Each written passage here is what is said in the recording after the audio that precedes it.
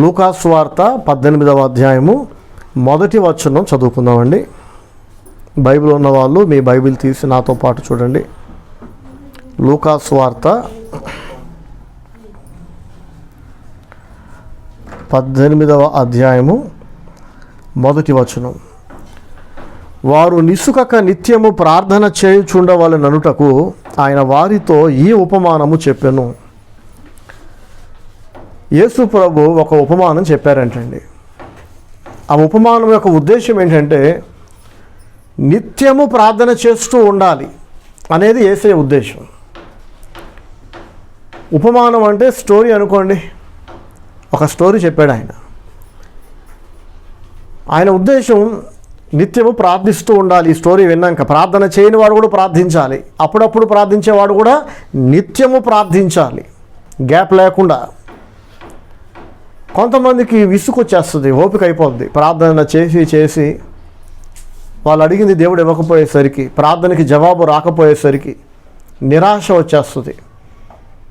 అసలు నా ప్రార్థన దేవుడు వినట్లేదేమో, జవాబు రావట్లేదు కదా అని నిరాశకులోనే డిసప్పాయింట్ అయ్యి ప్రార్థన చేయటం మానేస్తారు, బైబిల్ చదవటం మానేస్తారు. కొంతమంది అయితే అసలు నాకు దేవుడి మీద నమ్మకమే పోయింది అంటారు. దేవుని మీద నిందలేసే ముందు అసలు మనమెంత వర్తీ పర్సన్సో మనకు మనం పరీక్షించుకోవాలి.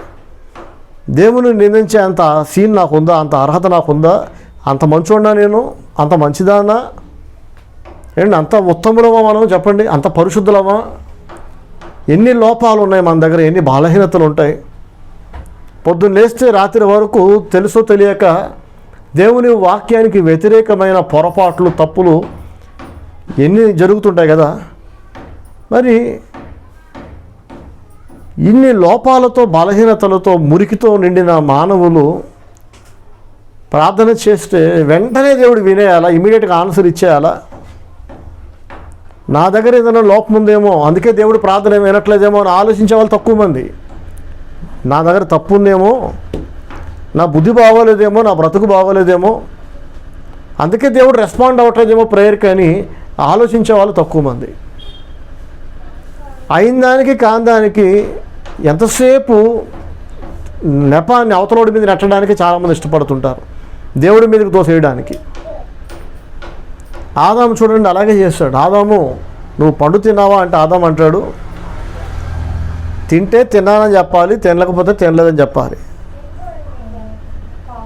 అవును ప్రభా బుద్ధి లేక తిన్నాను, నువ్వు వద్దన్నా కూడా తిన్నా, తప్పైందని దేవునికి క్షమాపణ అడగాలి కదా. నువ్వు నాకు ఇచ్చిన ఈ స్త్రీయే, ఆమె తెచ్చిచ్చింది పండు. ఒరే నీ భార్య తెచ్చిస్తే తిన్నావా, కింద పడితే తిన్నావా అనేది కాదు. నువ్వు తిన్నావా అడిగిన దానికి జవాబు ఇవ్వాలి సూటిగా, సుత్తి లేకుండా కదా. తిన్నావా లేదా అంటే ఈ స్త్రీ తెచ్చిచ్చింది నేను తిన్నా అంటాడు. స్త్రీని దేవుడు అడిగాడు, ఏమ్మా నువ్వెందుకు ఇచ్చావని అంటే ఆమె కూడా ఒప్పుకోవట్లే, తప్పుని, తప్పు అయిపోయింది ప్రభా, క్షమించు ప్రభా అని ఒప్పుకోవట్లే. ఆ విషసర్పం నన్ను మోసగించినందుచేత నేను పండు తిని నా భర్తకి ఇచ్చానంటుంది. దేవుడు ఆదాముని, అతని భార్యని, పాముని, ముగ్గురిని శపించాడు. ఇక్కడ ఒకటి మీకు చెప్తున్నా వినండి, పొరపాట్లు, తప్పులు అందరూ చేస్తారు, కానీ అందరూ తప్పులను ఒప్పుకొని విడిచిపెట్టరు.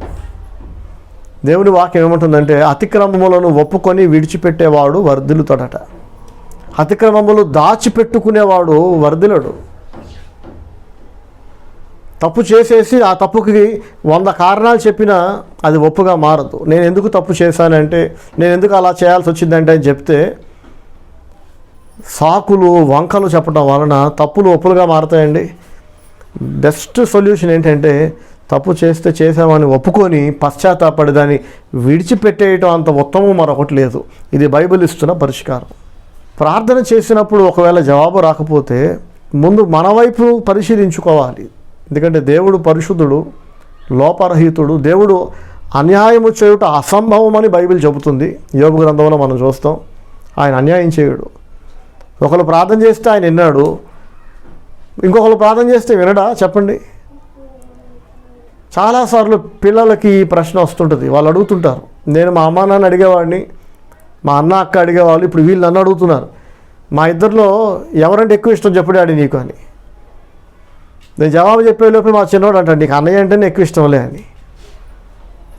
అదే డైలాగ్ మళ్ళీ ఈడే అంటాడు. నేను ఎంతైనా వాడిని తన్నప్పుడు వాడి డైలాగ్ అది. 2 పీకేలు అనుకోండి, ఎప్పుడైనా మాట వినకపోతే అన్నయ్యని తిట్టినా, అన్నయ్యతో గొడవ పడ్డా, చిన్నోడు 2 పీకితే వాడు అంటాడు, ఎప్పుడు నన్నే అంటారు అందరూ. నేనంటే ఇంట్లో ఎవరికి ఇష్టం లేదు, మమ్మీకి ఇష్టం లేదు, డాడీకి ఇష్టం లేదు, అన్నయ్యకి అయితే అసలు ఇష్టం లేదు. అందరూ నాదే తప్పు అంటారు, అందరూ నన్నే తిడతారు.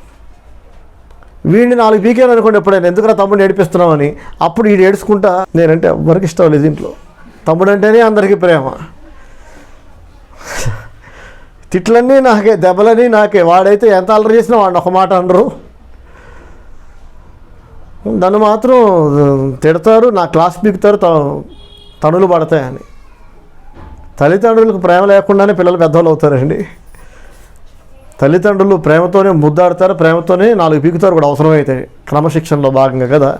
అయితే ఇక్కడ ప్రశ్న ఏంటంటే, ఎవరంటే ఎక్కువ ప్రేమ అని పిల్లలు అమ్మానాన్నలను అడిగినప్పుడు జవాబు మనకు తెలుసు కదా, ఒకరు ఎక్కువ ఒకరు తక్కువ కాదు. తల్లిదండ్రులకి పిల్లలు ఎప్పుడు సమానమే. ఈ 2 కాళ్ళలో ఏది ఎక్కువ అంటే 2 ఒకటే కదా. యేసయ్య అంటారు, మీరు చెడ్డవారయ్యుండి మీ పిల్లలు గుడ్డును అడిగితే మీరు రాయినిస్తారా? ఎంత బాగా అంటున్నాడండి ఆయన కదా. మీరే మీ పిల్లల పట్ల ఎంత నీతిగా న్యాయంగా నడుచుకుంటున్నారు, ధర్మంగా నడుచుకుంటున్నారు, ఆకలేస్తే అన్నం పెడుతున్నారు, వాళ్ళ అవసరాలన్నీ తీరుస్తున్నారు. మరి మీ పరలోకపు తండ్రిని మీరు అడిగితే ఆయన తన పరిశుద్ధాత్మనివ్వడా? ఆకాశ పక్షులను చూడండి, అవి విత్తవు, కొయ్యవు, సమకూర్చుకోవు, అయినా వాటిని దేవుడు పోషిస్తున్నాడు. గడ్డిపూలను చూడండి, దేవుడు ఎంత వైభవంగా, ఎంత వైబ్రెంట్ కలర్స్ ఉంటాయండి గడ్డిపూలకి కదా. Bright red, bright yellow, bright blue, ఎంత అందమైన రంగులు వాటి. అందుకే ఆ గడ్డి పూలను కూడా తెచ్చి ఇంట్లో పాతుకుంటుంటాం చక్కగా, వాటి అందానికి మురిసిపోయి. పొద్దున్నే వికసిస్తాయి, సాయంత్రానికి రాలిపోతాయి గడ్డిపూలు. వాటిని కూడా దేవుడు ఎంత చక్కటి రంగులతో అలంకరించాడు కదా. మరి మిమ్మల్ని దేవుడు ఆదుకోడా? మిమ్మల్ని పోషించడా? మీ అవసరాలు తీర్చడా? మిమ్మల్ని అన్నప్పుడు అందులో అందరూ వస్తారు. దేవునికి ఒకరు ఎక్కువ కాదు, ఒకరు తక్కువ కాదు. ఎవరు ప్రార్థన విన్నాడు, నా ప్రార్థన మాత్రం వినట్లేదు, పక్షపాతం ఉంది, దేవుడు నన్ను చిన్న చూపు చూశాడు, దేవునికి నేనంటే ఇష్టం లేదు, దేవుడు ఎందుకో పగబట్టాడు అనే పనికిమాల మాటలు దేవుని పట్ల మనం వాడకూడదు, చాలా తప్పు. సో ఎప్పుడైనా దేవుడు మన ప్రార్థనకి జవాబు ఇవ్వకపోతే పాజిటివ్గానే ఆలోచించాలి, నెగిటివ్గా ఆలోచించకూడదు. ఒకటి, నా వైపు ఏదైనా లోపం ఉందా, దేవుని బాధ పెట్టానా, నాకు దేవునికి మధ్య దూరం పెరిగిందా అని పరిశీలించుకోవాలి. సరే నేనే తప్పు చేయలేదు, లేదా నాకు దేవునికి మధ్య అంతా బాగానే ఉంది, అయినా ఎందుకు ఆన్సర్ ఇవ్వట్లేదు దేవుడు? బహుశా ఈ మౌనం వెనక, అడిగినా దేవుడు ఇవ్వట్లేదంటే ఈ ఆలస్యం వెనక ఏదో ఒక మంచి ఉద్దేశమే ఉందన్నమాట. ఇలాగే ఆలోచించాలి పాజిటివ్. ఎందుకంటే దేవుడు అన్యాయం చేయడు. అడిగినా ఇవ్వట్లేదంటే ఏదో ఒక మంచి ఉద్దేశంతోనే దేవుడు మౌనం దాల్చాడు. అబ్రహాము కొడుకు కావాలని అడిగాడండి, 25 సంవత్సరాలు నిరీక్షించాడంట. ఒక్కసారి కూడా దేవుణ్ణి తప్పుపట్టలేదు, ఎన్నడూ దేవుణ్ణి దూషించలేదు కదా. అడుగుతున్నాడు, దేవుడు కూడా ఇస్తాను అంటున్నాడు, కానీ ఇవ్వట్లేదు. నిరీక్షించాడు, నమ్మాడు దేవుణ్ణి, అందుకే విశ్వాసులకు తండ్రి అనబడ్డాడు కదా. కాబట్టి మనం కూడా మొదట నమ్మాలండి దేవుణ్ణి, నమ్మకంతో అడగాలి, విశ్వాసంతో ప్రార్థన చేయాలి, తప్పక ఇస్తాడని చెప్పి. అడిగిన తర్వాత ఇక ఎదురు చూడాలి. ఎంతకాలం ఎదురు చూడాలి అని అంటే దేవుడు ఇచ్చేంత వరకు ఎదురు చూడాలి, ఓపిక కావాలి. అన్నీ ఇన్స్టెంట్గా అయిపోవాలని మనం కోరుకోకూడదు. కొన్నిసార్లు ఏమో మనం అడగక మునిపే దేవుడు ఇచ్చేస్తాడు. ఏమో అర్థమవుతుంది అందరికీ. మన మనసులో ఏదో కోరుకుంటుంటాం, నాకు ఇది ఉంటే బాగుండు కదా, అది ఉంటే బాగుండు కదా, దేవుడు అది ఇస్తే బాగుండు కదా అని ఆశపడుతూ ఉండగా, ఇంకా ప్రార్థించక ముందే మన ఆశను దేవుడు చూసి, మనం అడగక మునిపే, ఇంకా ప్రార్థన చేయకముందే దేవుడు అది సమకూరుస్తాడు. ప్రార్థన అంటే ప్రతిసారి గట్టిగా బిగ్గరగా చేయటమే కాదండి. మనసులో ఆశపడితే కూడా ఆ ఆశ కూడా దేవుడు ప్రార్థనగా పరిగణిస్తాడు. నీతిమంతుడి కోరికలు తీరతాయట. ప్రైజ్ ది లార్డ్, హల్లెలూయా. నీతిమంతుడు అంటే ఎవరు? దేవుణ్ణి నమ్మిన వాళ్ళు, దేవునికి ఇష్టలుగా బ్రతికేవాళ్ళు, దేవుని చిత్తాన్ని జరిగించేవాళ్ళు. చాలాసార్లు చిన్నపిల్లలు ఏదో ఆశపడతారు, తల్లిదండ్రులు అది మేము ఇవ్వలేము నాన్న, మా స్తోమత చాలదు ఏనా, అంతే కదా. ప్రతిసారి అంతే కదా, ఏ ఇంట్లో అయినా జరిగేది అదే కదా. పిల్లలు అడిగినవి కొన్ని అమ్మా నాన్న ఇస్తారు, కొన్ని ఇవ్వలేకపోవచ్చు. అప్పుడు పిల్లలు ఏం చేయాలంటే, మేము అడిగింది మా అమ్మా నాన్నకి ఇచ్చే స్తోమత లేదు, అలాగని మేము అడిగింది అన్యాయమైంది ఏం కాదు, అది ఇప్పుడు మాకు కావాలి, మాకు అవసరం అనుకున్నప్పుడు పిల్లలు ఏం చేయాలి? ప్రార్థన చేయాలి, దేవునికి మొరపెట్టాలి. దేవునికి ప్రార్థన చేసినా ఇవ్వాల్సింది అమ్మా నాన్నే కదా. మా అమ్మా నాన్నకి అంత సామర్థ్యం లేనప్పుడు, అంత స్తోమత లేనప్పుడు దేవుడు మాత్రం ఎలా పంపిస్తాడని నిరాశ చెందకూడదు. ప్రార్థన చేస్తే దేవుడు ఆశ్చర్య కార్యాలు, అద్భుత కార్యాలు చేస్తాడు. చాలా చిన్న వయసులోనే మా అమ్మా నాన్న ఈ సత్యాన్ని మా గుండెల్లో నాటారు. ఏదైనా వెళ్ళి మా డాడీని అడిగినప్పుడు, డాడీ నాకు ఇది కావాలని, నువ్వు దానికోసం ప్రార్థన చేసావా అనేవాడు ఆయన. ఫస్ట్ ప్రార్థన చేయలేదు డాడీ అన్నాం అనుకోండి, ముందు వెళ్ళి ప్రార్థించు నాన్న, ముందు ప్రేయర్ చేయి, తర్వాత వచ్చి డాడీకి చెప్పు, తర్వాత వచ్చి మమ్మీకి చెప్పు. ఎందుకంటే అమ్మా నాన్న నీకు తెచ్చి ఇవ్వాలన్నా పరలోకమందున్న దేవుడు వీళ్ళకి కెపాసిటీ ఇవ్వాలి, వీళ్ళకి సామర్థ్యం ఇవ్వాలి, వీళ్ళకి దేవుడు తల్లిదండ్రులకి డోర్స్ తెరవాలి కదా.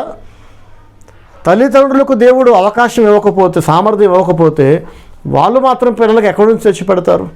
కాబట్టి మన అమ్మా నాన్నలకైనా, వాళ్ళకైనా, మనకైనా, ఎవరికైనా పరలోకమందున్న దేవుడు ద్వారం తెరవకపోతే, మనం ఆశపడింది, అవసరం అనుకున్నది, దేనికోసమైతే మనం తణుకులాడుతున్నామో, వెతుకుతున్నామో, ప్రార్థిస్తున్నామో అది దక్కదు కదా. దేవుని అడగాలి. అందుకే ఎంతో ఆశతో, కోటి ఆశలతో చదువుకునే విద్యార్థులందరూ చదువుకుంటున్నారు. ఇప్పుడు ఆ చెల్లి చదువుతుంది, పాప చదవగానే మంచి ప్లేస్మెంట్ వస్తే బెటర్ అంటారా? 10 ఏళ్ళు అయిపోయినా సరైన జాబ్ రాకపోతే బెటర్ అంటారా?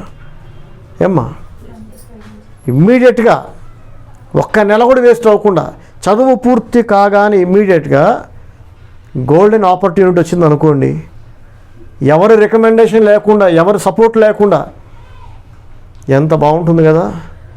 అప్పుడు సాక్ష్యం చెప్తాం మనం ఏంటంటే, ఎంతమంది రికమెండేషన్ చేసినా వస్తుందో రాదో అనుకునే జాబు, ఎవరి రికమెండేషన్ లేకుండా, రూపాయి లంచం లేకుండా దేవుడు నాకు ఇచ్చాడు అనే సాక్ష్యం ఎంత బాగుంటుంది కదా. అటువంటి సాక్ష్యాలు మనం చెప్పాలంటే, అటువంటి అద్భుతాలు మనం పొందుకోవాలంటే దేవునికి మొరపెట్టాలి, ప్రార్థన చేయాలి. చాలామంది చేసే ఒక మిస్టేక్, చదువు పూర్తయ్యాక అప్పుడు ప్రార్థన చేస్తారు, ప్రభువా నాకు మంచి జాబ్ అని. చదువు మొదలెట్టారు, ఎలాగో పూర్తవుతుంది కదా, రోజు ఇప్పటి నుంచే ప్రార్థించండి, దేవా నాకు ఒక మంచి జాబ్ అయిన ఆయన. వీడు ఇప్పుడు చిన్నోడే కదా, కానీ ఎప్పటికైనా పెద్దోడు అవుతాడు కదా, పెళ్లి వయసు వస్తుంది కదా, పెళ్లి చేయాలి కదా నా కొడుక్కి. పెళ్లి వయసు వచ్చిన తర్వాత అప్పుడు నేను ప్రార్థించటం కాదు, ఇప్పటి నుంచి ప్రార్థించాలి. దేవా నా కొడుకుకి ఒక మంచి భార్యను, నాకు ఒక మంచి కోడలు ఇవ్వు నాయన. కోడలు వచ్చిన తర్వాత నా కొడుకు దూరం అయిపోయే పరిస్థితులు వచ్చినాయి అనుకోండి, అప్పుడు ప్రార్థన చేస్తే ప్రభువా కోడలు మార్చిన ఆయన అంటే ప్రయోజనం లేదు. ఇప్పుడే ప్రార్థించాలి. కోడలు మాత్రమే కాదు, నాకు కూతురులాగా, మమ్మల్ని అమ్మా నాన్నలాగా చూసే మంచి కోడలు కావాలని ఇప్పటి నుంచే ప్రార్థించాలి. ఎప్పటి నుంచి అంటే ఆడు పుట్టినప్పటి నుంచి ప్రార్థన చేస్తున్నా. కొంతమంది ఎగతాలుగా నవ్వేవాళ్ళు, వీడికి ఇంకా తప్పటడుగులు వేస్తున్నాడు, అప్పుడే వీడి పెళ్లి గురించి ప్రార్థన చేస్తున్నారంటే బైబిల్ నాకు నేర్పిన వాస్తవం ఇది. అందరూ ప్రార్థన చేయాలి. మనకు అర్థమవుతుందా? ఇక్కడ నేను ప్రార్థన చేస్తున్నానండి, మంచి కోడలు రావాలి, నన్ను తండ్రిలాగా, నా భార్యను తల్లిలా చూసే కోడలు కావాలి, మా కూతురులాగా ఉండాలామా, వాడికి భార్య మాత్రమే కాదు మాకు కూతురు కూడా దొరకాలని నేను ప్రార్థన చేసి, ఆమెను మరి నేను కూడా కూతురులా చూడాలి కదా. చాలామంది అత్తమామలు కోడల్ని కూతురులాగా చూసే అంత పెద్ద మనసు వాళ్ళకు ఉండదు. ఈ కోడలు అత్తమామలు అమ్మా నాన్నలా చూడాలంటే వాళ్ళు ముందు ఏమైనా కూతురులాగా చూడాలి కదా. వాళ్ళ అమ్మా నాన్నలాగా ప్రవర్తిస్తే ఏమో కూడా కూతురులా ప్రవర్తిస్తుంది. వాళ్ళు బయట వాళ్ళలా ఉంటే కోడలు కూడా బయట దానిలాగా ఉంటుంది. హాయ్ అంటే హాయ్ అంటాం కదండి, ప్రేమగా ఉంటే ప్రేమగా రెస్పాండ్ అవుతాం, మర్యాదగా మాట్లాడితే మర్యాదగా మాట్లాడతాం, తేడాగా ప్రవర్తిస్తే కోడలు డబల్ తేడాగా ప్రవర్తిస్తుంది. ఇవి మనం ఆపలేము ఈ రియాక్షన్స్ అన్నిటిని. కాబట్టి ప్రార్థన అయితే చేయాలి. అంతటితో సరిపోతుందా అంటే, ప్రార్థన చేసిన తర్వాత మన ప్రవర్తన కూడా బాగుండాలి. కోడలు పొద్దున లేవగానే 5 గంటలకి అలా నాకు టీ ఇవ్వాలని ఒక మామగారు కోరుకున్నారు. కొత్త కోడలు, చూడమ్మా నాకు 5 గంటలకి టీ కావాలి, ఇంతకాలం మీ అత్తగారు టీ పెట్టించారు, కానీ ఇప్పుడు ఆమె మరి పెద్దదైపోయింది కదా, నువ్వు రోజు లేచి నాకు టీ పెట్టిస్తావా అని అడిగాడు. సరే మామగారు అని చెప్పి 5 గంటలకల్లా పాపం ఆమె అలవాటు లేకపోయినా అలారం పెట్టుకొని టీ పెట్టి మామగారికి ఇవ్వటం మొదలుపెట్టింది. ఈ మామగారు టీ తాగిన తర్వాత టీ నచ్చలేదు అనుకోండి, దగ్గరగా ఉండి దగ్గర నుంచొని టీ ఎలా పెట్టాలో నేర్పాలి కోడలికి. మీ అమ్మ టీ పెట్టకుండా నేర్పలేదా అని మొదటి టీ తాగాను అన్నాడట. దీన్ని ఎవడైనా టీ అంటాడా? కుడితి నీళ్ళలా ఉన్నాయి అంతా అన్నాడట. ఆ అమ్మాయికి ఎలా ఉంటుంది అప్పుడు? మళ్ళీ ఇంకో 5 గంటలు రేపు వస్తుంది కదా, టీ ఇచ్చినందుకే వంక పెట్టావు పనికి మాలేదవా, ఇస్తే థ్యాంక్స్ చెప్పడం పోయి వంక పెడతావా, రేపటి నుంచి నేను ఏమని అంటదా లేదా? కానీ ఆ అమ్మాయి మంచిది. నాకు చెప్పింది, ప్రార్థన చేయండి అన్నయ్య, మా మామగారు వంకలు పెడుతున్నారు. మొదటి రోజు వంక పెట్టాడు, రెండో రోజు వంక పెట్టాడు. ఏ అమ్మాయి వారం నుంచి చెప్తున్నా టీ పెట్టడం నేర్చుకోవే అంటాడంట. ఒకరోజు పాలు ఎక్కువ పోసాడు అంటాడు, ఒకరోజు డికాషన్ ఎక్కువైపోయింది అంటాడు, ఒకరోజు షుగర్ ఎక్కువైంది అంటాడు, ఒక షుగర్ తక్కువైంది అంటాడు. మెచ్చుకోడు అన్నయ్య, ఎంత కష్టపడ్డా మెచ్చుకోడు నన్ను, వంక పెడుతుంటాడు. నాకైతే వేడి పెట్టి తీసి ముఖం మీద కొట్టాలనిపిస్తుంది. వారానికే వేడి పెట్టి తీసుకెళ్ళి ముఖం మీద కొట్టాలనిపించేసిందంట ఆమెకి. అక్కడితో ఆగిపోమ్మ, టీ కాబట్టి అదే యాసిడ్ పోయా అనిపించలే. ఇంకా వద్దు, కంగారు పడొద్దు. మామగారు కూడా మన దగ్గరకు వస్తారు ప్రార్థనకి. అతను టాపిక్ ఎత్తకుండా మనం చెప్పకూడదు కదా, మెల్లగా ఏదో ఒక రోజు టాపిక్ తెస్తాడు, అప్పుడు మాట్లాడితే మర్యాద. అనవసరమైన విషయాలు వెళ్ళి పెట్టకూడదండి ఇప్పుడు కూడా. మనం ఏదో ఒకరోజు అతను ప్రస్తావన తెచ్చినప్పుడు చెప్దామని ఆగాను.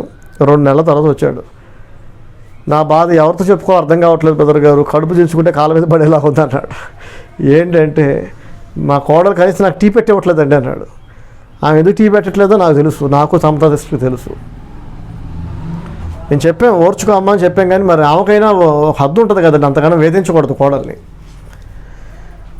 ఏంటి సంగతి అంటే, ఉదయాన్నే టీ పెట్టివ్వట్లేదండి, మొదట వారం 10 రోజులు పెట్టింది కానీ ఇప్పుడు పెట్టట్లేదు అన్నాడు. నేను చెప్పాను, నేను మాట్లాడతాను మీ కోడలతో, టీ పెడుతుంది. అయితే మరి నువ్వేమైనా ఆమెని తిట్టావా టీ బాగోలేదని? కానీ అంటే పాలు ఎక్కువ పోస్తుందండి, డికాషన్ ఎక్కువ పెడుతుందండి, పంచదార ఎక్కువ వేస్తుంది, అసలు చప్పగా పెడుతుందండి. ఏంటంటే ఏదో చేశాను అనిపించుకోవడం తెచ్చాలా పడేస్తుంది. నేను చెప్పాను, చూడండి మీకు నచ్చినట్టు మీ ఆవిడ టీ పెడుతుంది, ఎందుకంటే ఆమె 30 ఏళ్ళుగా మీతో కాపురం చేసింది, కొత్త కోడలు కదా. ఆమె అలవాట్లు, టీ తాగే విధానం అన్నీ వేరే ఇంట్లో నుంచి వచ్చింది కదా. మీరు కాస్త ఓపికగా మీరు కానీ మీ ఆవిడ కానీ దగ్గరుండి నేర్పించారంటే నేర్పలేదన్న. నేను మాట్లాడతా, మీ కోడలతో మాట్లాడతా, నా మాటకి విలువిస్తుంది కదా, రేపు నుంచి ఆమె టీ పెడుతుంది. అయితే మీరేం చేస్తారంటే, మీకు ఎలా పెడితే నచ్చుతుందో మీరు మీ ఆవిడ దగ్గరుండి నేర్పండి. ఒకసారి నేర్పారు, తప్పు చేసింది, రెండోసారి నేర్పండి. అప్పుడు కూడా పొరపాటు చేస్తే 20 సార్లు నేర్పండి. ఒక్కసారి ఓకే అనుకున్నాక లైఫ్ అంతా ఆమె చేతి టీ మీరు ప్రశాంతంగా తాగొచ్చు కదా. ఒక్కసారి కూడా మీరు ప్రేమగా ఆమెకు నేర్పకుండా, ఆమెను మీరు సొంతం చేసుకోకుండా, ఆమె మాత్రం మీకు అన్ని సకల మర్యాదలు చేసేయాలా అని చెప్పా. అది మంచి సొల్యూషన్ ఇచ్చింది. అత్తమామలిద్దరూ కోడలతో చక్కగా సమాధాన పడ్డారు. నేను చెప్పాను, వెళ్ళమ్మ మళ్ళీ ఒకసారి టీ పెట్టంటే, అన్నయ్య వాడు పనికి మాలోడు అన్నయ్య, అన్నిటికీ వంక పెడతాడు అన్నయ్య, నా వంటలు నచ్చవంటే మంచి మీరే వండుకొని తినమని చెప్పాను. ఆఖరికి మాట్లాడి ఇరువైపులా మాట్లాడి కౌన్సిలింగ్ ఇచ్చి సెట్ చేశా. వెంటనే నా ఫ్యూచర్ నాకు కనిపించింది. ఎప్పటికైనా నాకు 2 కోడళ్ళు వస్తారు కదా, సో నేను ఇప్పుడు నుంచే ప్రిపేర్ అవుతున్నా తొందరపడి. అందుకే ఇద్దరికి ఒకసారి చెప్పాను చూడండి వాక్యంలో. చాలామంది ఫోన్ చేసి డబ్బు వచ్చింది అన్నయ్య, నవ్వుకున్నాం బాగా, మా ప్రశ్నకి మీరు జవాబు చెప్పారు. ఎవరు ఎలా వండినా నేనేం చెప్తా ఆన్సర్ ఎప్పుడు సూపర్ అంట, ఎందుకంటే మళ్ళీ ఇంకోసారి పెట్టాలి కదా. అది అందుకే నోరు ఉంది కదా అని చెప్పి కొంతమంది ఉంటారు, ఉప్పు దగ్గర నుంచి మసాలా దాకా క్లాస్ పీకుతూ ఉంటారు. ఒరే నీకు పెట్టడం మేము చేసి పెద్ద తప్పు అనుకుంటారు. సో ఎప్పుడైనా ఎవరైనా ప్రేమగా మనకి వండి పెట్టినప్పుడు, అది టీ కావచ్చు, భోజనం కావచ్చు, నేర్పండి. కానీ స్టార్టింగే కాదు, ముందు అభినందించాలి. ఫస్ట్ వాళ్ళ కష్టాన్ని మెచ్చుకోవాలి, వాళ్ళ ప్రేమను మెచ్చుకోవాలి, అభినందించాలి. అయితే ఎందుకు వచ్చామమ్మా అసలు ఈ టాపిక్లోకి మనం, టీలోకి? అత్తమామలు కదా, కోడలు కూతురులాగా మమ్మల్ని చూసుకోవాలనుకున్నప్పుడు అత్తమామలు కూడా కోడలు ముందు తల్లిదండ్రులాగా చూడాలి. తల్లిదండ్రులాగా ఒకవేళ కోడల్ని చూడగలిగితే, కూతురులాగా చూసుకోగలిగితే మాత్రం కోడలు కూడా అత్తమామల్ని తల్లిదండ్రులాగా చూసుకుని తీరుతుంది. డే 1 కాకపోయినా డే 2 అయినా మారుతుంది. అమ్మా నాన్నలు ప్రేమగా చూడటం అనేది నార్మల్. అత్తామామలు తండ్రిలాగా చూస్తే ఏ కోళ్ళని మెల్ట్ అవ్వదండి, ఖచ్చితంగా మెల్ట్ అయిపోద్ది. అప్పుడు అత్తా కోడళ్ళు ఫ్రెండ్స్ లాగా ఉంటారు, ఇంక చక్కగా అక్క చెల్లెళ్ళ కంటే కూడా ప్రేమగా ఉంటారు, అమ్మ కూతుర్ల కంటే కూడా ప్రేమగా ఉంటారండి. ఇది తెలియక అనవసరంగా గోరుతో పోయేదాన్ని గొడ్డల దాకా తెచ్చి కడుపు చించుకుంటే కాలేజీ పడద్దు అంటారు చూసారా, మొత్తం రచ్చ చేసుకుంటూ ఉంటారు ఊర్లో అందరూ. అవసరం లేదు, అంత అవసరం లేదు. ప్రార్థన చేసినప్పుడు దేవుడు మన ప్రార్థన వింటాడు. కొన్నిసార్లు ఆలస్యం కావచ్చు ప్రార్థనకి జవాబు రావటం, అని మనం ఓపిక పట్టాలి, విసుగుపోకూడదు. అలా విసుగకుండా నిత్యము ప్రార్థించాలని యేసయ్య ఈ స్టోరీ చెప్పాడు.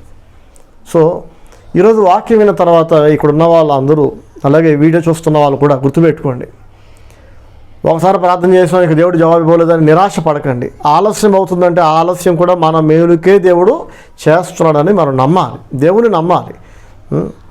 చదువుతున్నాను చూడండి, లూకా సువార్త 18వ అధ్యాయము 1వ వచనం.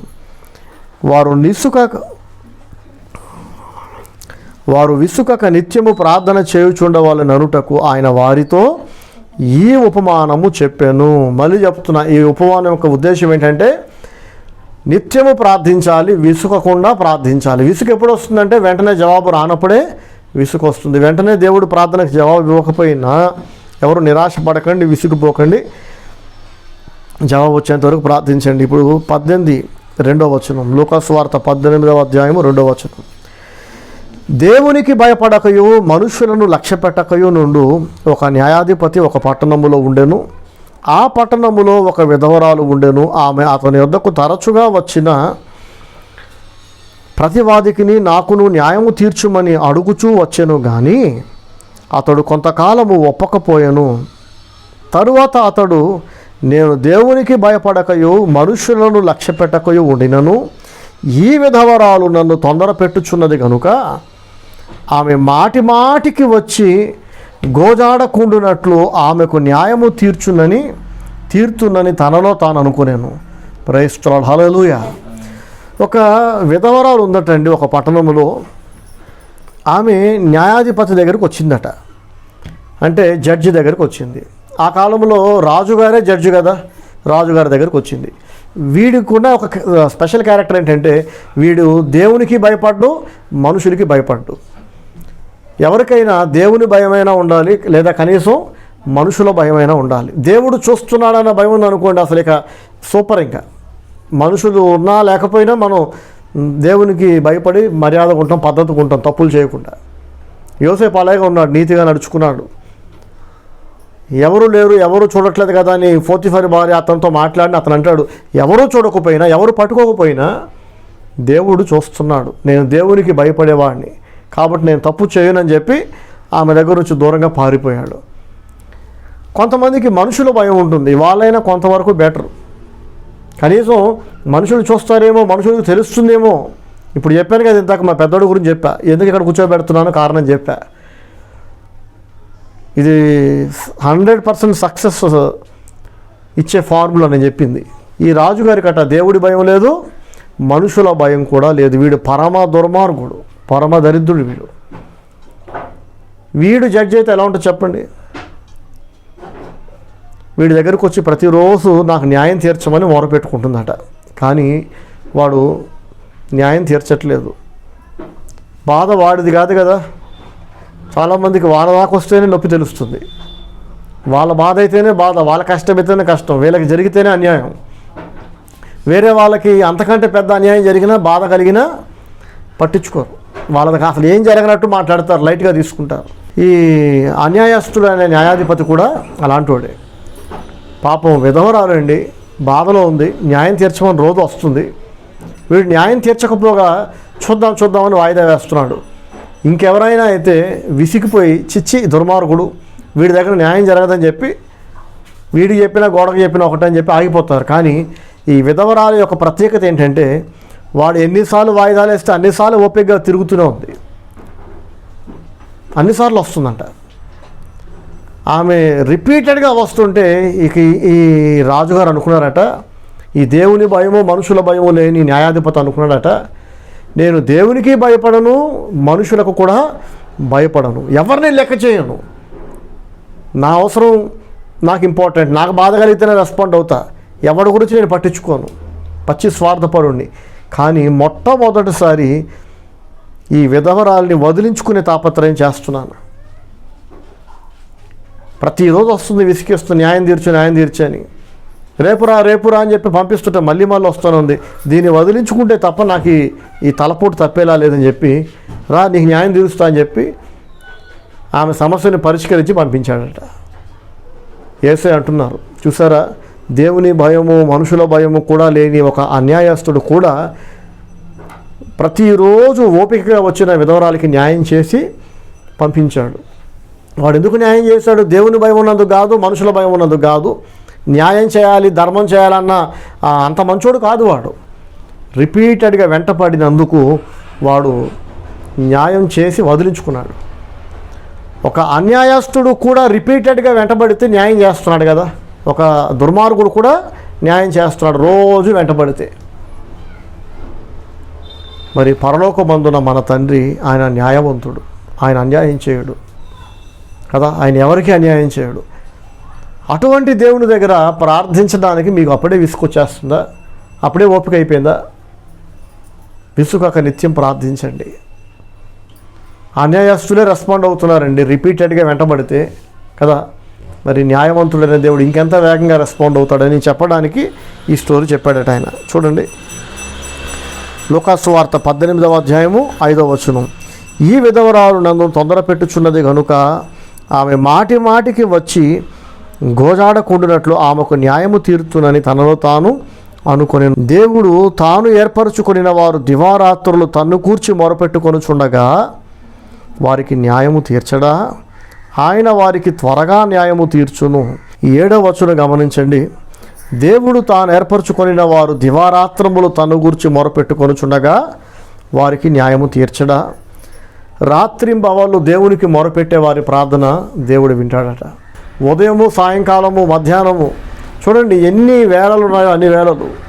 ఉదయం, మధ్యాహ్నం, సాయంకాలం, అర్ధరాత్రి దేవునికి ప్రార్థించడానికి ఒక నిర్దిష్టమైన కాలాన్ని మనం పెట్టుకోవాల్సిన అవసరం లేదు. ఎల్లప్పుడూ దేవుని స్తుతిస్తుండాలి, ఎల్లప్పుడూ ప్రార్థన చేస్తుండాలి. ప్రార్థన అనగానే కేవలం అవసరాలు ఉన్నప్పుడు మాత్రమే కాదు, మన అవసరం కాకపోయినా ఇతరుల బాధ కూడా మన బాధగా మనం చూడగలగాలి. ఇప్పుడు 2 పిల్లలు బాధలో ఉన్నారు, మీ పిల్లలు ఏం బాధలో లేకపోవచ్చు, ఆ బాధ మీది కాకపోవచ్చు. కానీ మాకు అన్యాయం జరిగింది, న్యాయం చేయమని 2 పిల్లలు న్యాయం కొరకు పోరాడుతున్నారు కదా, ఆ పిల్లల కోసం అందరూ ప్రార్థన చేయాలి. ఖచ్చితంగా దేవుని దగ్గర కన్నీటితో ప్రార్థన చేయాలి. ప్రభువా, ఆ పిల్లలిద్దరిని జ్ఞాపకం చేసుకుని ఆయన పిల్లల్ని కాపాడు, వాళ్ళకి న్యాయం చేయ ప్రభువా అని ప్రార్థన చేయడం తప్పు కాదు. అలా ప్రార్థన చేయకపోవడం తప్పండి. సో నీతిమంతులు వాళ్ళ కోసం మాత్రమే కాకుండా బాధలు ఉన్న వాళ్ళందరి కొరకు చలిస్తారు, స్పందించాలి. ఇప్పుడు ఇంకెవరికో ఉద్యోగం లేదు, ఎవరికో పిల్లలు లేరు, ఇంకెవరికో పెళ్లి కావట్లే. నాకు పెళ్ళి అయిపోయింది, నాకు పిల్లలు పుట్టేశారు కాబట్టి మళ్ళీ పెళ్లి కావాలని ప్రార్థన చేస్తే తప్పు. కానీ పెళ్లి కాని వాళ్ళకి పెళ్లి చేయమని ప్రార్థన చేయడం తప్పు కాదు. మా అర్థమవుతుంది అందరికీ. పెళ్ళి ఒకసారి అయిపోయింది, పిల్లలు పుట్టారు, మరి పెళ్ళి కాని వాళ్ళ సంగతి ఏంటి? వాళ్ళకు కూడా పెళ్ళి అవ్వాలి కదా. నేను ప్రార్థన చేస్తున్నా, ప్రతిరోజు వివాహం జరగాల్సిన యవనస్తుల కొరకు దేవుని దగ్గర మొరపెడుతున్నాను. మరి ఎవరి కోసం అయితే నేను ప్రార్థన చేస్తున్నానో వాళ్ళు కూడా వాళ్ళ కోసం వాళ్ళు ప్రార్థన చేసుకోవాలి. ఏమన్నా కదా, అన్నయ్య నా కోసం ప్రార్థన చేయండి, మంచి జాబ్ కావాలని అని ఒక తమ్ముడో ఒక చెల్లో నాకు చెప్పి వాళ్ళ కోసం వాళ్ళే ప్రార్థన చేసుకోవట్లేదు అనుకోండి, అసలు ఎంత తప్పది. మరి మీకోసం మీరు రోజు ప్రార్థన చేసుకుంటున్నారు? అసలు ఆలోచించండి. మీకోసం మీరే ప్రార్థన చేసుకున్నప్పుడు నేను ప్రార్థన చేస్తే దేవుడు ఆ ప్రార్థన వింటాడా? దేవుడు ఏమంటాడంటే, ఒరే నువ్వు తెగ ఫీల్ అయిపోతున్నావు కానీ వాళ్ళ కోసం అసలు వాళ్ళే ప్రార్థన చేసుకోవట్లేదు, ఆపు ప్రార్థన ఆపు. ఓ తెగ బాధపడుతున్నావు ఎందుకు?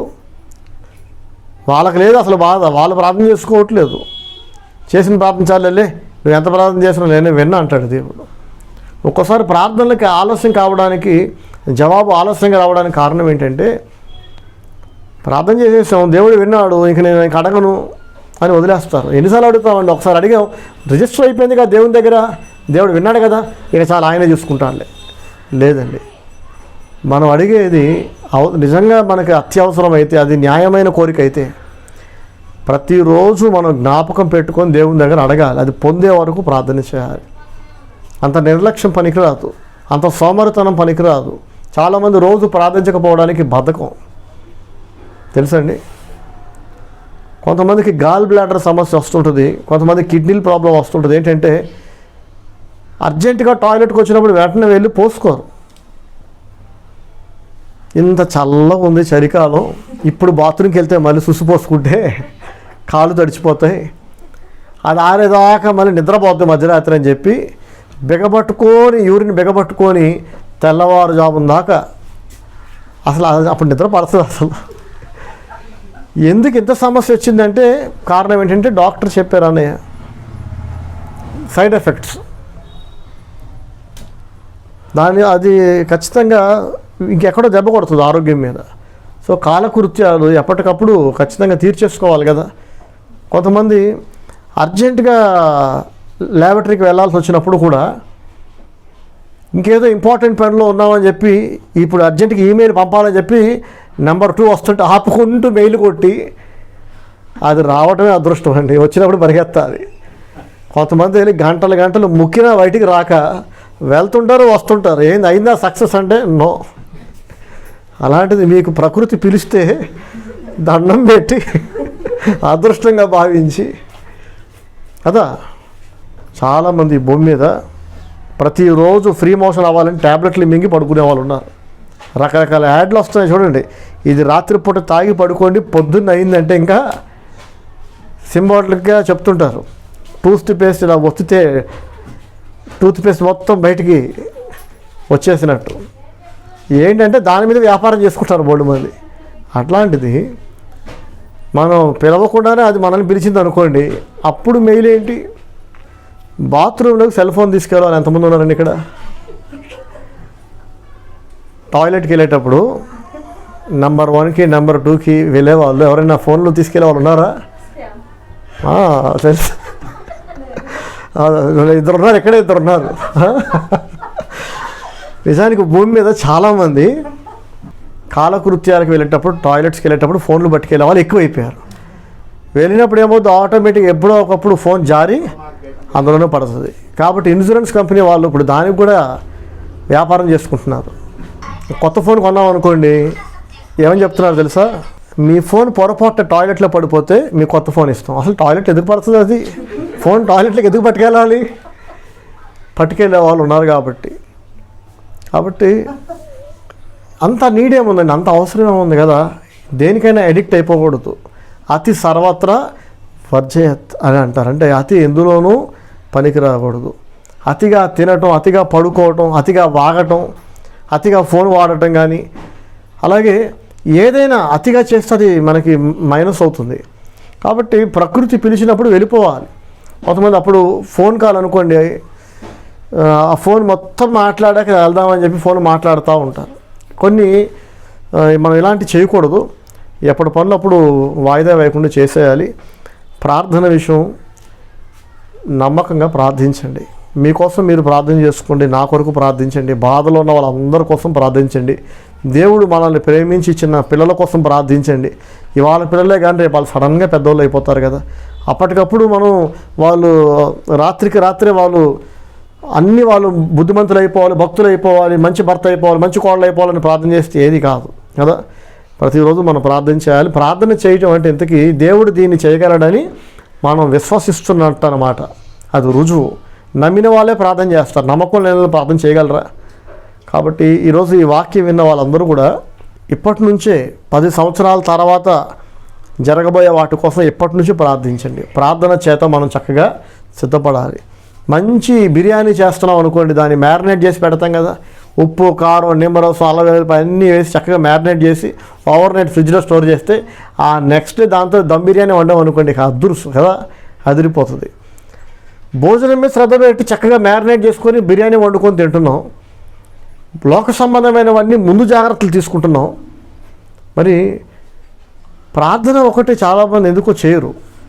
సరిగ్గా ఆఖరి క్షణంలో ప్రార్థన చేస్తారు. ఆఖరి క్షణంలో తెల్లారితే ఎగ్జామ్ అనగా రాత్రి అంతా నిద్రపోకుండా చదివాం అనుకోండి, అన్ని రోజులు చదవకుండా, సంవత్సరం అంతా చదవకుండా, పొద్దున్న 10 గంటలకి పరీక్ష, రాత్రి 10 తర్వాత బుక్ తీసాం అనుకోండి, పొద్దున్న ఏమైనా గుర్తుంటాయి అసలు ఎగ్జామ్లో?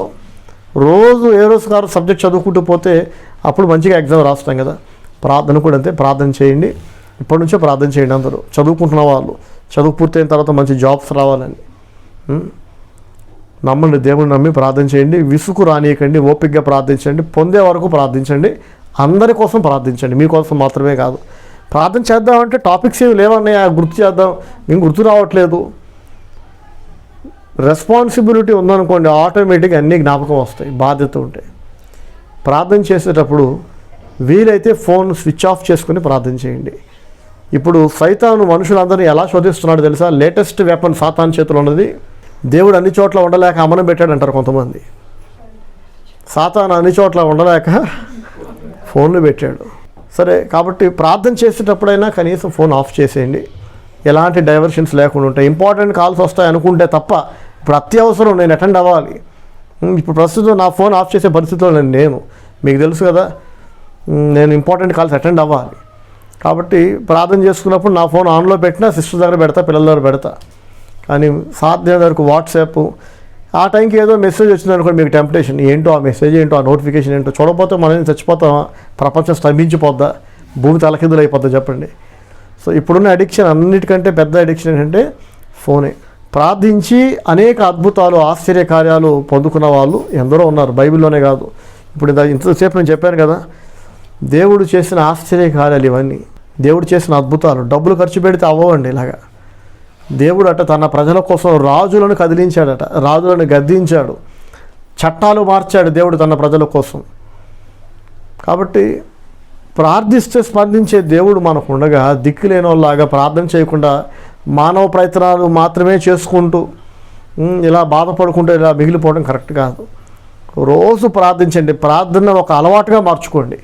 ఓకేనండి, ప్రార్థన చేసుకుందాం. నాతో పాటు అందరూ ఏకీభవించండి. హల్లెలూయా, హల్లెలూయా, హల్లెలూయా. పరిశుద్ధుడా, జీవంగల మా తండ్రి, గొప్ప దేవా యేసయ్య, మీ ఘనమైన నామానికి వేలాది స్తుతులు స్తోత్రాలు చెల్లిస్తున్నాము నాయన. ఇంతవరకు మేము ధ్యానించుకున్న మాటలు అందరి హృదయాలు నాటండి నాయన, ఫలింప చేయండి తండ్రి. విసుకక నిత్యము ప్రార్థించాలని మీరు మాకు తెలియజేశారు నాయన. ఎన్నోసార్లు చిన్న చిన్న వాటికే నాయన నిరాశ నిస్పృహలకు గురై కొంతకాలం ప్రార్థన చేసి ప్రార్థనకు జవాబు ఆలస్యం అయ్యేసరికి విసిగిపోయి ఆగిపోయే వాళ్ళు ఎంతోమంది ఉన్నారు నాయన తండ్రి. ఆ విధవరాలు ఎలాగైతే విసిగిపోకుండా రాజుగారు స్పందించి తనకు న్యాయం చేసేంత వరకు ఓపికగా ప్రతిరోజు ప్రతి వాయిదాకి అటెండ్ అయ్యి ఆమె జవాబు పొందుకుందో, అటువంటి ఓపిక ఓర్పు అందరికీ ఇవ్వండి నాయన. అటువంటి ప్రార్థనా జీవితం పట్టుదల అందరికీ ఇవ్వండి తండ్రి. అన్యాయస్తుడైన ఆ న్యాయాధిపతి దేవుని భయము మనుషుల భయము లేకపోయినా ఆమె ఓపికగా ప్రతిరోజు నిత్యము నాయన అతని వెంటపడినప్పుడు ఎలాగైతే అతను జవాబిచ్చాడో, న్యాయం చేశాడో, మేము నిత్యము ప్రార్థించినప్పుడు, ఓపికతో ప్రార్థించినప్పుడు న్యాయవంతుడైన మా పరలోకపు తండ్రి ఇంకా వేగంగా మాకు జవాబిస్తాడని ఈరోజు మేము నేర్చుకున్నాం. ఎంతోమంది ప్రార్థించకుండా కేవలం బాధపడుతున్నందు చేత పొందుకోలేకపోతున్నారు నాయన. ఈ సత్యాన్ని అందరి మనసులో బలంగా నాటండి. కొందరు ప్రార్థించిన 1-2 సార్లు ప్రార్థించి ఆ తర్వాత ప్రార్థన చేయటం మానేస్తున్నారు. చిన్న చిన్న వాటికే విసుకుంటున్నారు తండ్రి. ఈ వాక్యం విన్న వాళ్ళందరికీ అపారమైన విశ్వాసము, ఓర్పు అనుగ్రహించండి. విసుకక నిత్యము ప్రార్థించే వారిగా మార్చండి నాయన. తమ కొరకు మాత్రమే కాకుండా అందరి కోసం, బాధలు ఉన్న వారందరి కోసం, ప్రభుత్వాల నిమిత్తం, సంఘము నిమిత్తం, దేవుని సేవకుల నిమిత్తం నిత్యము ప్రార్థించే వారిగా మార్చండి నాయన. ఎవరెవరైతే తమ కొరకు ప్రార్థన చేసుకుంటూ అందరి కొరకు ప్రార్థిస్తూ బాధ్యతగా జీవిస్తున్నారో వారందరిని ఆశీర్వదించండి. ఈ దినపు దీవెనలు, ఆశీర్వాదాలు మా పైన కుమ్మరించండి నాయన. ఈ మనవులు మీ మహిమ కొరకు యేసుక్రీస్తు నామములో ప్రార్థించి వేడుకొనుచున్నాము తండ్రి. ఆమేన్, ఆమేన్. ప్రైజ్ లార్డ్ అండి.